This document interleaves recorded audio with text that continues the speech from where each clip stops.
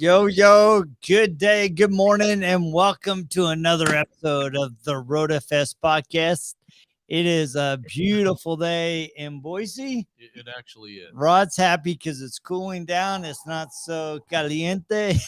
So Yes. it's like burning your head. So It was just a little north of Hades here for a while. It was bad. Oh, that's nice.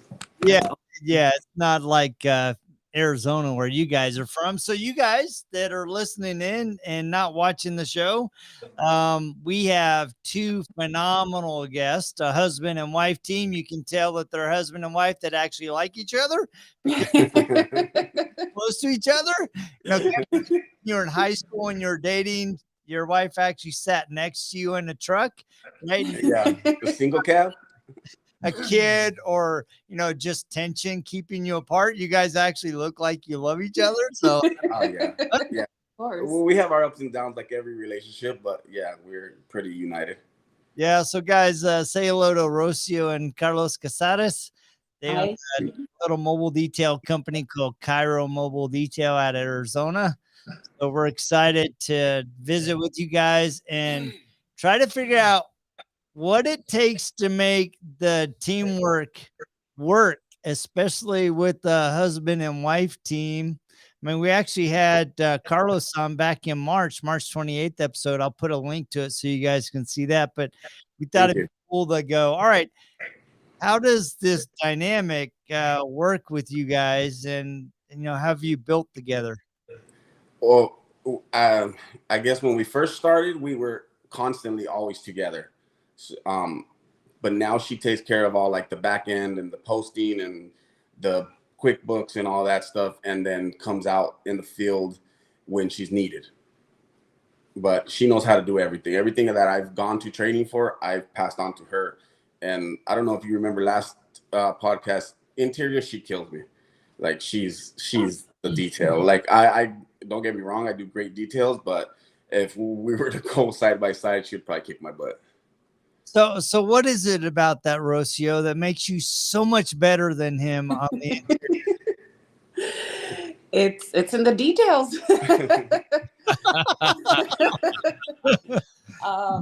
I don't know. I think maybe as a woman, I think we pay more attention to the little stuff, to the little nicks and crannies, versus I've noticed, like I compare my girls to my boys at work, and it's like my girls are always gonna pay that extra attention to that little detail, versus my boys, it's like, okay, it's done, let's keep it moving. They're fast, but I think the women's side, the motherly side, I think has to do with taking care of the little details.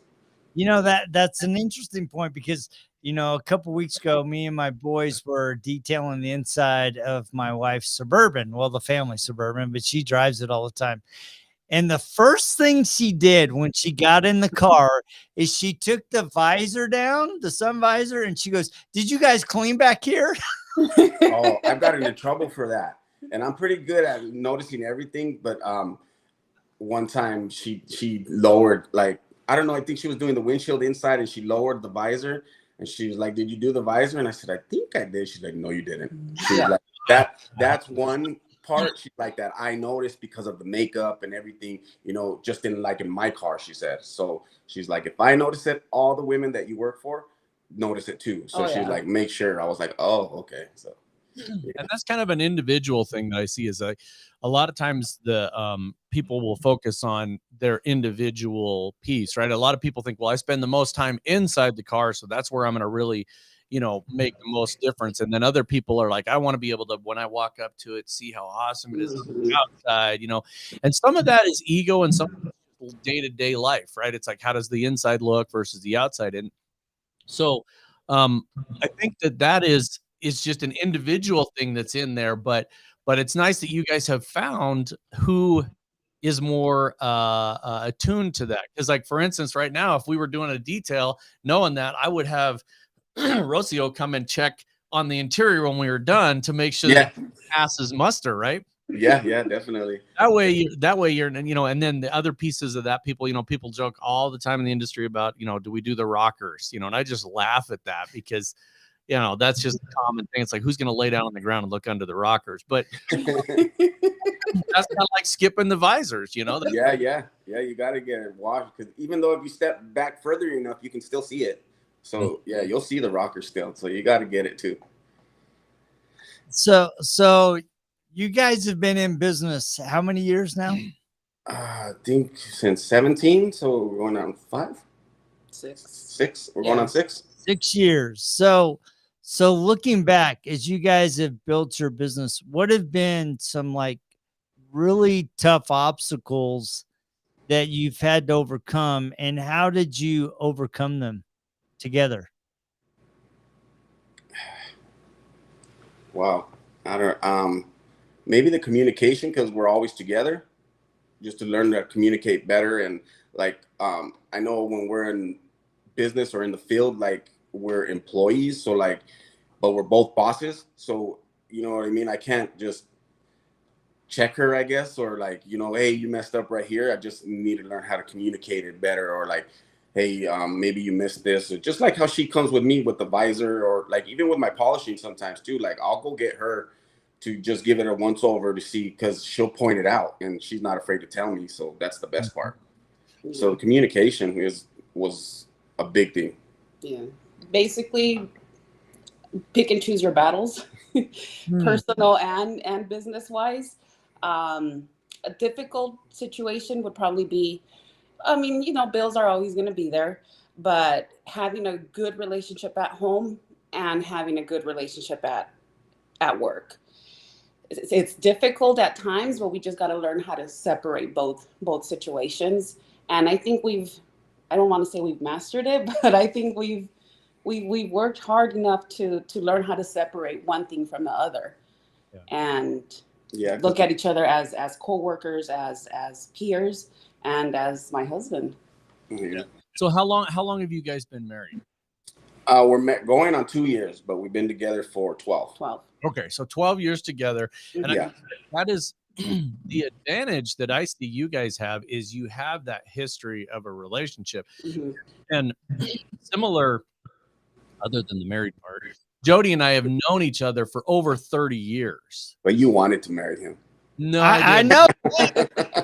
He is not my type, man. I'm kidding. I'm kidding. Flowing hair. I'm good. No, yeah. The key to that, though, is being open to that, which as you guys know, in a relationship as a couple, you have to be open to that feedback. And a lot of times employees and partners in business are not open to that feedback. And so because of that, they get into a problem where they think it's a criticism, where Jody could come and critique anything I've done and it wouldn't bother me because I know there's no ego there. And I think that's a lot of times what happens to detailers in general, is their ego gets in the way. And that's one of the things that, you know, when we first met you, Carlos, in California at the Peterson Museum, that is one of the biggest impacts that both you and the new generation detailers in general, everybody that was there was zero ego. It was amazing. I commented to Jody, I commented to Rigo, I commented to everybody there. There was no ego. It was all about getting the job done. And if somebody, you know, you're more than willing to help somebody out. You know, you guys helped little Steve out and me and everybody there. So that is one of the things I think that is really powerful about, you know, you guys. And again, we just met your wife, Rosa, but Carlos, just the attitude you have and the openness and approachability, I think that is something that a lot of people have to learn, but you guys seem to have it naturally. I mean, and that's so great for a business, because people want to do business with you. Thank you. It didn't come naturally. I'll tell you that, because I'm a male, I'm Hispanic, I'm old school, I'm an 80s baby, you know, so the ego was there. And sometimes it does get in my head, but I learned how to deal with it or put it to the side, you know, because I'm not better than nobody, and what I do, anybody can do. You just got to love what you do and just hustle, you know, like it's more of the grind, I guess. And I love meeting people like you guys. Like, look at all the people we met at Peterson. Like, I have so many contacts now. I can't even think of them sometimes, and I'm grateful for that. Like, really grateful for the people I've met. So let's talk about, in particular, Peterson Museum, and in particular, new generation detailers. Yeah. So we got to give a shout out to Rigo Santana. You know, Yes, definitely. job of creating a great group that is really steered around training, helping people elevate their game, putting them into situations where they can communicate in a very professional level. He talks about it all the time. He's like, man, I came from the streets. I had to learn how to be a businessman. So how has new generation detailers helped you guys, in particular, in you guys' business?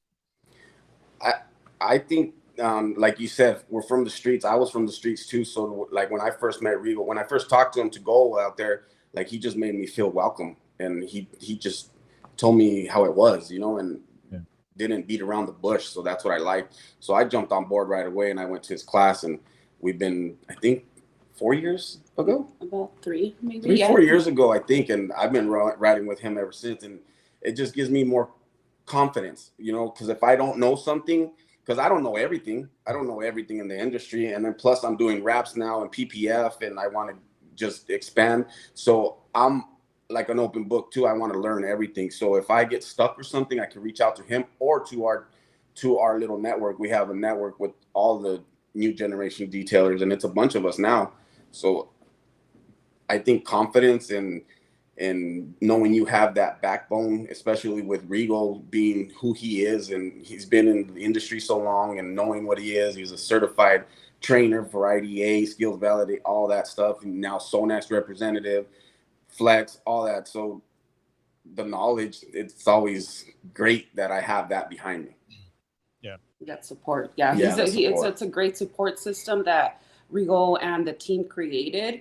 And it's been so welcoming, not just to him but to me too. It's crazy because the first time I met him, it's like family. It's literally the whole group of the new detailers. It's everybody treats each other as family. Yeah. And like you said, ego to the side. Yeah. And especially it's an older generation. We're not. I think almost everybody is maybe in their 30s. Yeah, 30 or we have more. Maybe I think we have a couple in their 20s, but I think everybody knows where they're going, knows what they want, and we all found out either a good way or in a bad way that ego. There's no room for ego. Yeah, especially in this type of business. Definitely. So with you guys being mobile, right? You're primarily all mobile. Yeah. We used to have a shop, but at the moment we don't. We're just I don't know if we talked about it last time. We're just trying to save up. So we go in with 6 months taking care of everything, but we don't want a big shop anymore. We want something small so we can get more personal with our clients, you know, because you can build relationships with those clients. And a lot of the clients that I have are clients I've had from the beginning. So I think we're looking for something small, maybe 1,000 feet or something like that. But yeah, we're strictly mobile. So building a mobile business, right? We have a lot of people that listen to us that are mobile detailers, also that have made that transition, right? So how have you guys, you know, you're in business 5 years, so you're doing something right, right? So how have you built a mobile detailing business, given the constraints of mobile, but it also has a lot of opportunities because you are mobile. So how have you guys built that opportunity for yourselves? I think just having a strong communication, not just with each other, but with our clients, and also having a good relationship with other detailers, especially with polishing and stuff. There's a lot of the times we can't work, say, from a client's garage or from our garage. So we have to step out, and that's when the good communication with other detailers steps in.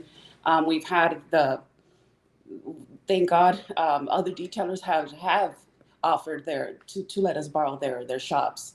What is it? Candies has offered. I think I forget the other one, but they're over here in Gilbert. I forget his name. I'm sorry, bro. Mike from Outlaw. He's had our back since day one. So we're thankful that we have a good relationship with a lot of the detailers in the local area. I think that has a lot to do with it too. Yeah, Elmer Candies, he's always looking out for us too. I want to really highlight that and really put an emphasis on that, because a lot of people do the exact opposite. They have a poor relationship with the detailers in their area. They feel like it's a massive competition, and that is doing nothing but hurting their business. Saturating. And it's true. I'm sorry to cut you off. Go ahead. No, please go. That is true. That is, and it is a big competition, but we can't all do all the cars. There's so many cars. And then in the US, back when I first started, I looked it up. I think it's like 3-4 cars per American. So there's a lot of cars, and there's a lot of work. And then you kind of got to diversify yourself to, are you going to be the little car wash guy for $50-$60, or you're going to actually like do details and then get a maintenance program going or something like that, like, so there's room for everybody, and there's all different, just like landscapers, there's all different landscapers. There's all different for every industry. There's from the top to the bottom. It's just where you want to be.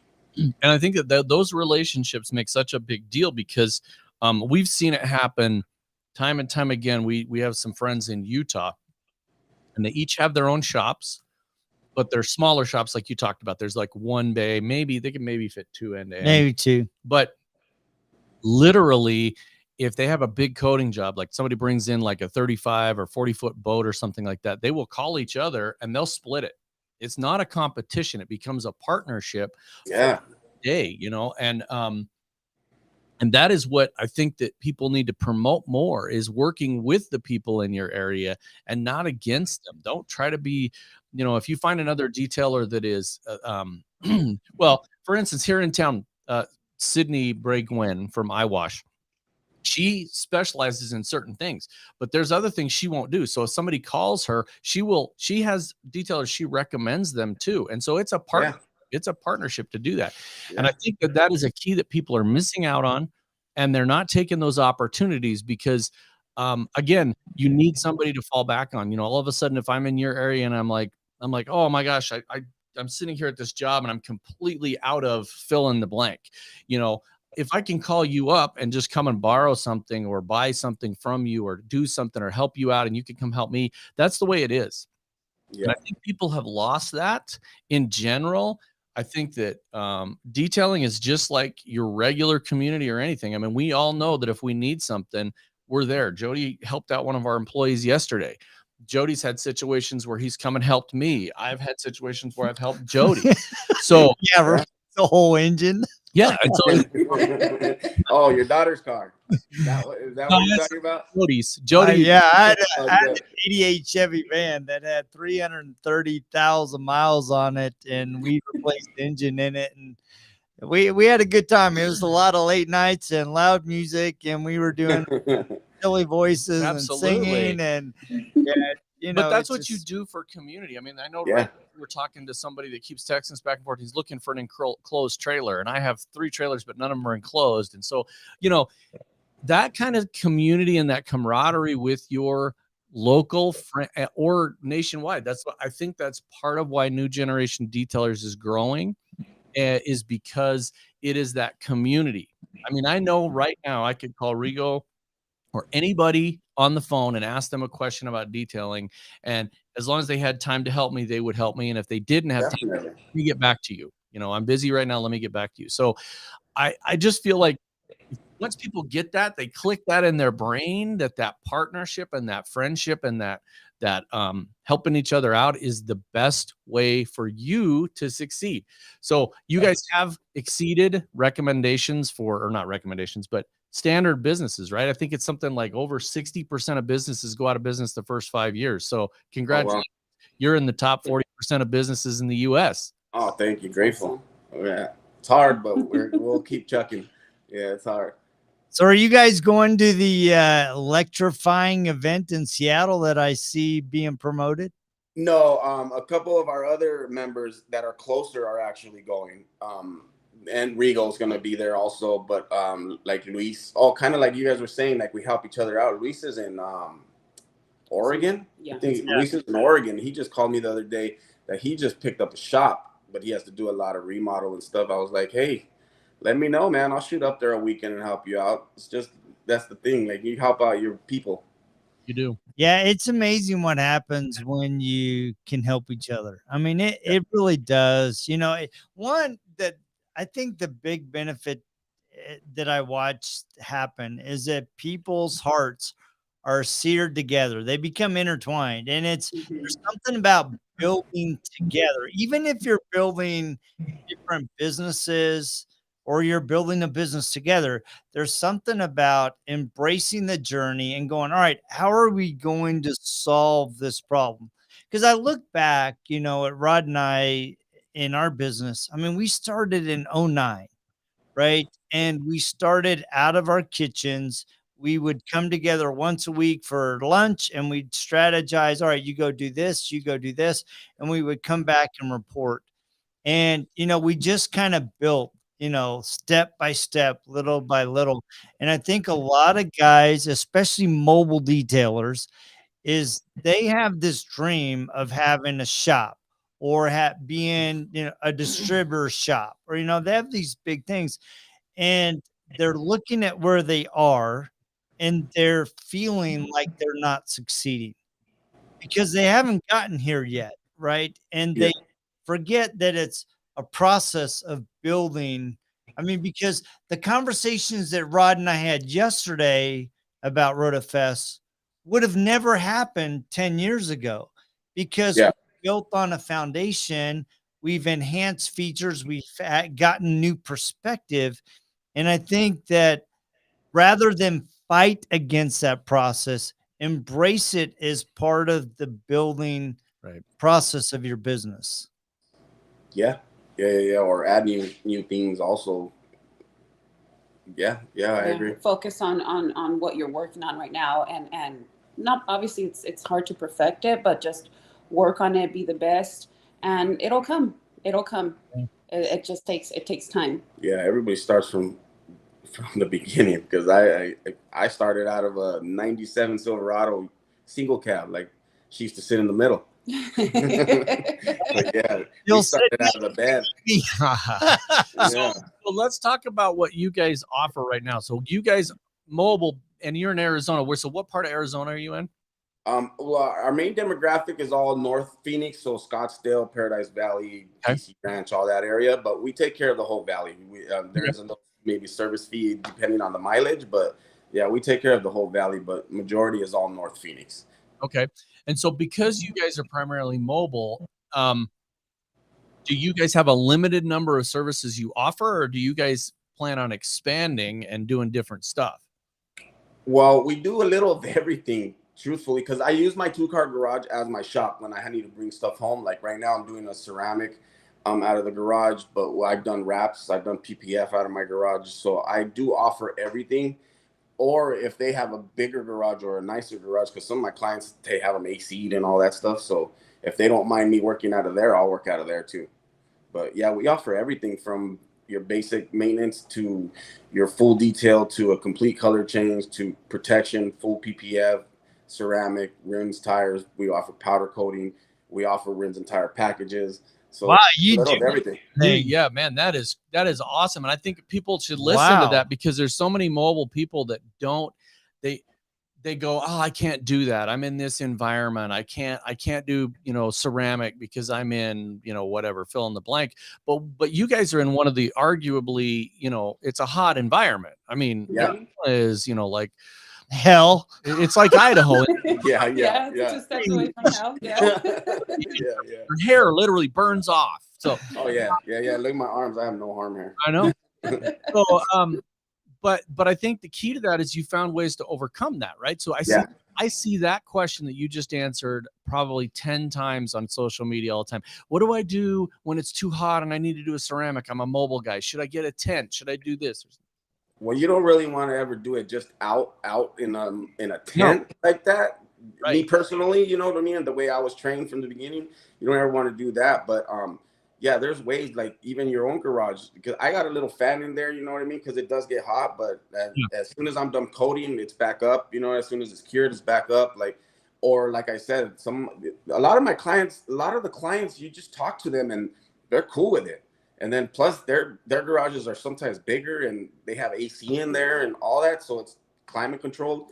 Yeah. Thing is, you just got to adapt to your area. Yeah. I think a lot of mobile detailers really struggle with asking. Yes. Right. Yes. You know what? I'm mobile.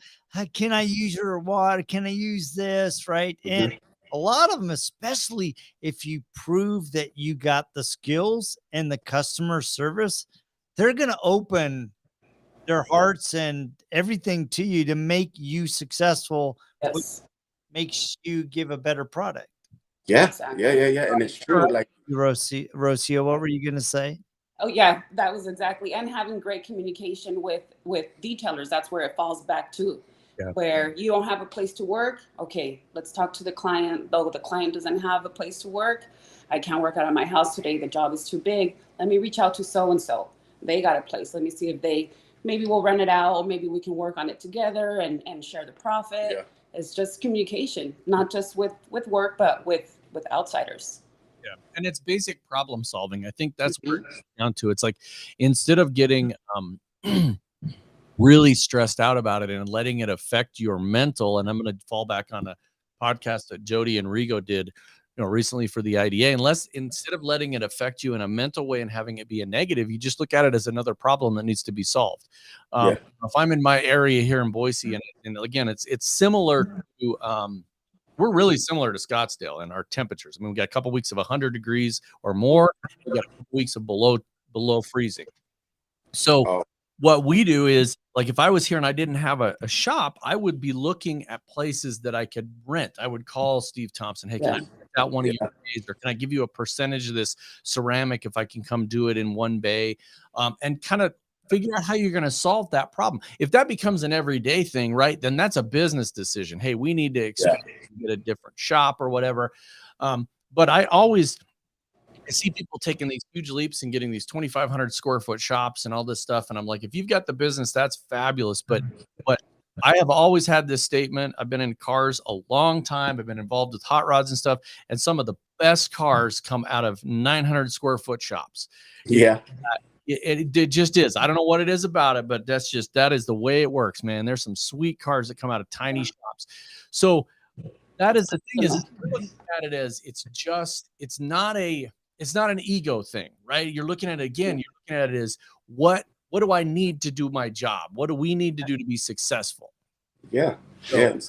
Sometimes you can't do it by yourself anyway, or like maybe we're all on it anyway, but it's still a big job because we also do like fleet work. So sometimes we're at a company for like a whole week, and it's like anywhere from 10 to 20 cars a day. So sometimes us 5 can't handle it. So I'll reach out to people, and you just tell me what you need, and we'll help out each other. You know what I mean? And we all make money. Yeah, that's awesome. Sure, yeah. Yeah, I think that's big with the detailers. Like they think the ego part, like you said, is like they rather just keep it all to themselves, or like, oh no, I can do it. But if it's gonna make your life easier, less stressful, why not? Mm-hmm. Yeah, and that's right in line with the title of this podcast: "Teamwork Makes the Dream Work." Right? Yep. I mean, when I originally put it together, I was thinking about you two as a couple, right? How are you guys working together and moving, and the kind of the dynamics? But really,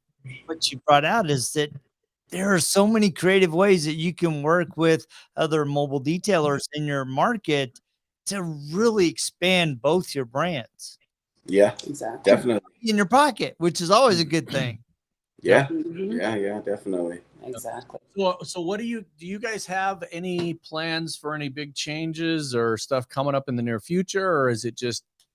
I think just because we slowed down a little bit. I think everybody did, though, the last month or two. So I think we just want to get back on our steady pace. So if we get back on our steady pace and we keep chucking to our goal to get a shop again, we'll be all right. So that would probably be our next goal or our next big thing. That's awesome. That is awesome. And I just a big, a kind of a shout out here to Joel LaPalm and IGL that are on there. People are always expanding their businesses into different areas, and I kind of commend IGL on that, because they're going more into industrial stuff, and that just allows detailers to go into another aspect of it. If something slows down in this season, you can go into that season. So I love seeing that because it allows people to go into different areas, which is a big question. People, I'm on social media looking at detailing forums all the time, and that's a big area where people are asking for, how can I do this when it slows down over here? What do I need to do over here? And people have switched their entire business to take on opposite things, whether it's pressure washing in homes or in. I was just going to say that. Or, whatever you need to do. And I think that is, that's a wise expansion as opposed to, Rod does detailing and now I'm going to take on, refinishing pools or something that's totally off base. Yeah. And that's an easy add-on too. That like I do it all the time. I don't know if any other mobile detailers do it, but like the garages. Once I pull the cars out and we wash them, if I see the garage dirty, I'll ask the client, hey, you want me to just clean the garage floors for you now that we're here? Quick add-on, $200. Yeah, and then they tell you, hey, can you do it at least every other month or something? Then they just start like every other wash. They're like, go ahead and hit the garage again, and they got a big old 4-car garage. So I'm like, yeah, cool. Right. I'll take care of it. Yeah, and that is a beautiful, that's awesome extension of your business that turns into a maintenance thing. And I think people are overlooking the maintenance factor. If you're contacting those customers and you're continuing to do those things in business, it's always easier to get business from a current customer than a new one. Yes. And if that maintenance thing, we've watched people that have literally hired somebody just to do maintenance, where they're like, look, I got so many maintenance clients. You guys take care of the maintenance stuff. This is how we do it. This is the standard, right? When you're doing Rod's garage, you have to make sure you get up here and there's that edge, do all that. And that is the best way to do that. Again, there's good comment from Joel. If you don't ask for the work, you're not going to get it. So exactly.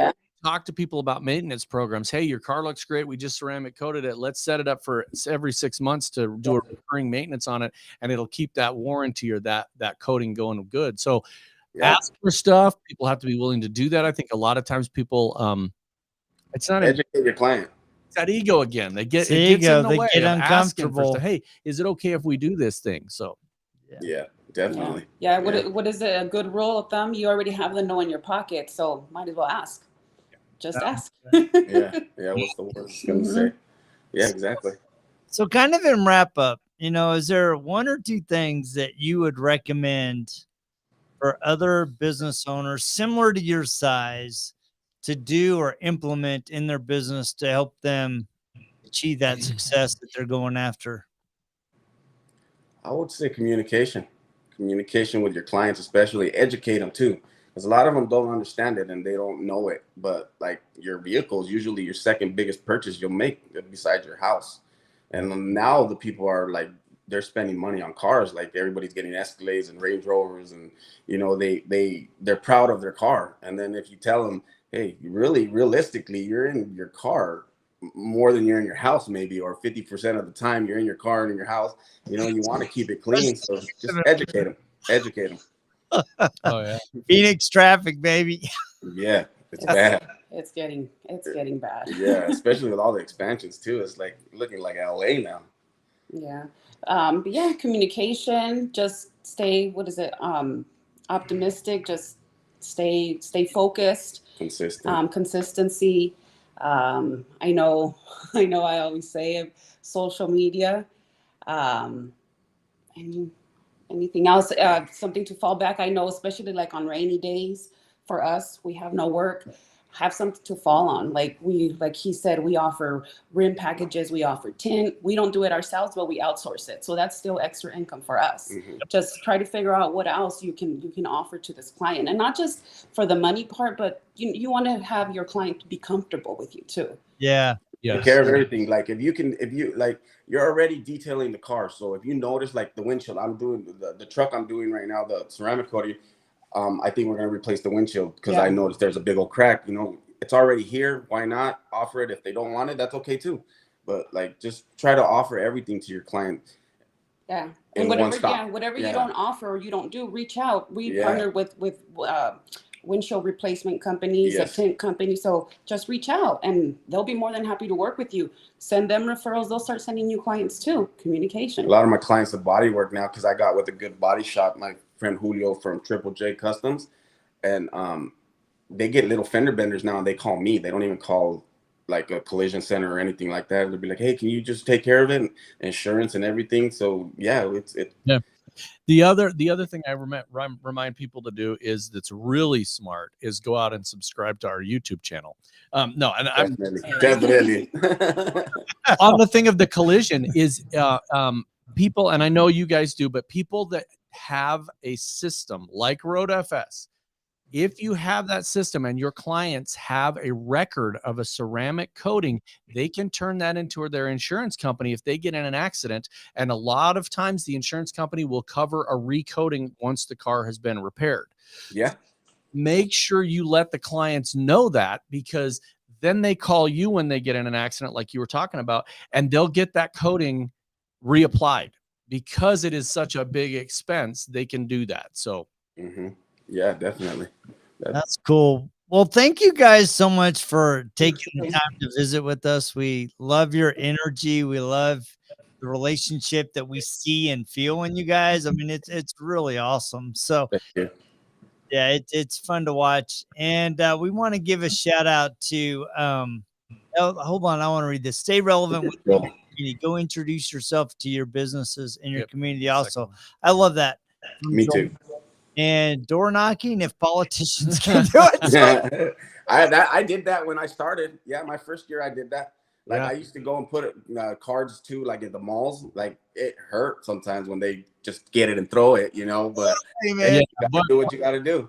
Yeah, you got to find it at different places. A lot of times, if you go to a real estate office, because they have so many clients, and you offer them a service, you know, you do something for one of those realtors at that real estate office, they'll put your cards out there, and they meet people all the time. Just go to your community and find out how you can do those kind of things, because you never know what you're going to get out of that. I mean, you know, we've gotten a referral, I think it was from a dentist office, because our name was in a little magazine that was sitting there in the dentist office, and somebody's like, hey, I was in the dentist and I saw your thing, and I was like, we don't advertise dentist. Should maybe, you know, in your community, be part of that community and help out and move on from there. So thank you guys so much. Thank you guys. Yeah. So how do people connect with you? I mean, those that are watching in Arizona.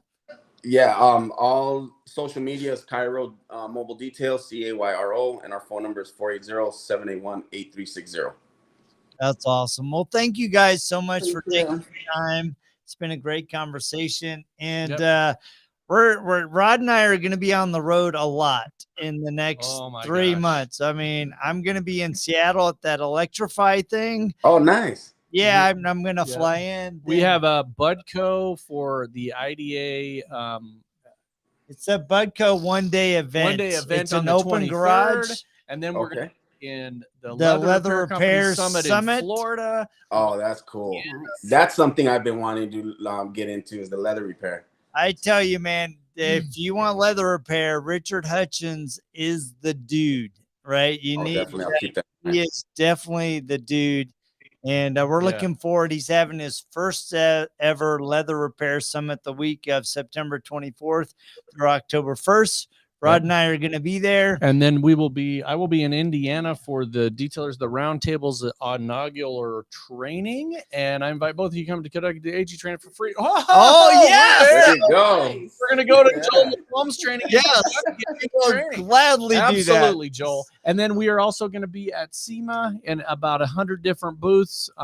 And so look for us. And I will be in Puerto Rico with Rigo Santana. Nice. You're going there? Yep, I decided I'm going to go. So I told him yesterday that I'd let him and Ryan Kyle Clark. So and then I'll be there with distributors. So it's going to be fun. So we're going to be all over, and that's a big thing for us is the trainings and stuff. So Indy's going to be great, and thank you, Joel. We will take you up on that, because I absolutely would look at some of the industrial trainings, and that is such a big thing for people to just coat other kinds of vehicles. And we have a really cool, you don't know this, but in fact, I have a picture of it. I'm going to send it to Marcus, and I'm going to send it to Joel Palm. My friend Reed Young, Reed Young, his dad was one of the original concrete guys in Idaho, and he has an old like 1940s concrete mixer that is all rusted. It's got his Reed Young on the side, so it'd be a pretty cool project for us. That sounds cool. Yeah, that's cool. So, yeah. So anyway, all right, guys. thank you guys so much Thank for you. Thank you, guys. If there's anything we can do for you, you know we're here, and we will check you guys same time, same bat channel, just next week. Likewise. See ya. Bye. Yeah. Hey, you even got it right.